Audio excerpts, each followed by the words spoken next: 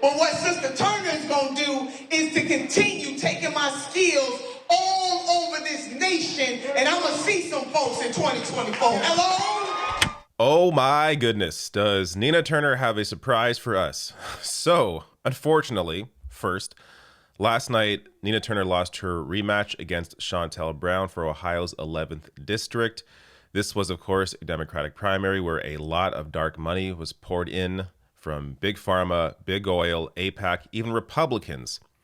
Money against Nina Turner and for Shontel Brown, showing you just how scared they are of Nina Turner. But despite that, Nina's concession speech was incredible. Maybe the most amazing concession speech I've ever watched. So at the end of the speech, she puts down her phone where she was reading her speech from, and she goes on to say this. And this is what I do know, that in the spirit of Congresswoman Shirley Chisholm, I'm unbought and I'm unbossed. And that's why that money came in here.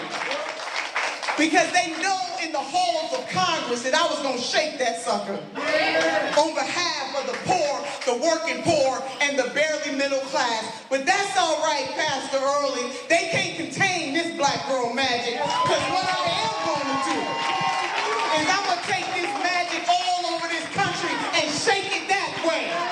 And maybe 2024 is coming. And I think the great state of California got something to say about what Sister Turner should do. The great state of Iowa got something to say about what Sister Turner should do. The great state of Nevada got something to say about what Sister Turner should do. But we ain't going nowhere.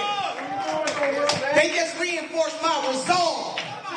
And that just like King James, LeBron James decided to take his skills to South Beach, but what Sister Turner is going to do is to continue taking my skills all over this nation, and I'm going to see some folks in 2024. Hello?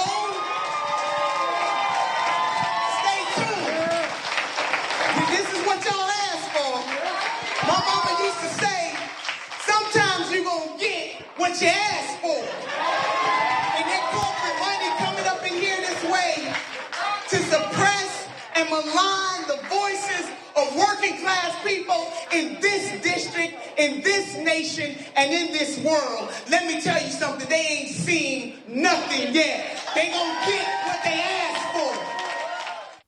All right, now before I get to the apparent massive announcement in this speech, I was watching this live last night, and this week has been incredibly depressing for a variety of reasons. So I was super down watching, of course, the results, seeing Nina lose, and then she came out to give this speech, and it did an incredible job in raising my spirits. I mean, seeing the energy that Nina has after losing this rematch gave me hope. So let's analyze this. Is she running for president in 2024? We actually have something close to an answer on that, so I'll get to that shortly. But let's analyze this speech. I mean, she mentions California, Nevada. Why would you mention that if you're not going to run or think about running?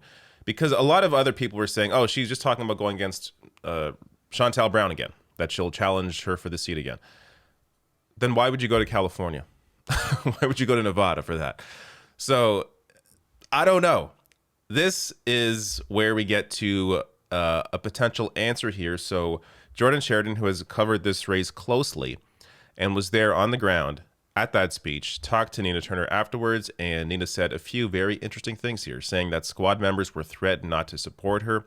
So, of course, no one in the squad except for AOC at the last minute came out to endorse Nina Turner, which was incredibly disappointing. I'm sure they have their reasons.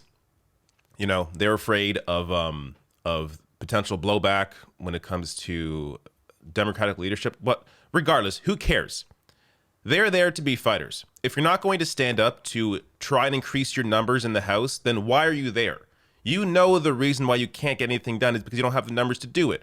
Yet you won't come out to endorse the incredibly strong people who you know will help you deliver the results. So, no excuses at all for the squad for not coming out to endorse Nina Turner. It's absolutely disgusting. But second point here, she will consider running as an independent for 2024 president. Now, there's, of course, some obvious barriers here. It takes time, a lot of time and money to be able to get on the ballot in every state. That's a massive barrier in and itself. You also have the media, of course, which is going to completely drown her out. I mean, she'll get no attention at all. So in terms of her potential shot at actually somehow coming out the victor in 2024, if she is to run as an independent, slim to none, obviously. But that said, it would be a great project just to see what would happen, just to see what how she would get this message out, what she would talk about, how much attention she possibly could get, and what could come out of that just by running. So I'm all for it. We have to go in, though, understanding there's almost a 0% chance that she's going to actually become president in 2024 as an independent. But it doesn't mean that she shouldn't run. There are potential benefits, what may come out of it, what may happen, while she's out there going across the country, spreading this message, basically taking on, that agenda that Bernie Sanders popularized in 2016, taking that on and continuing that project. So I'm looking forward to it. If she does do this, I'm all for it. I can't wait to see what happens. But wow, that caught me off guard. Normally, most people, politicians, are very coy about what they're going to do. They're very secretive. Oh, I'm thinking about doing this, or not even that. They normally just say, oh, I'm focused on doing whatever job I have right now and doing that. Here you have Nina Turner just coming out and saying, yeah, I'm 2024, watch out. Like, okay, all right, let's see. I'm looking forward to it. Again, disappointing that she couldn't take down Chantel Brown, but the barriers there were incredible with the amount of money poured in against her.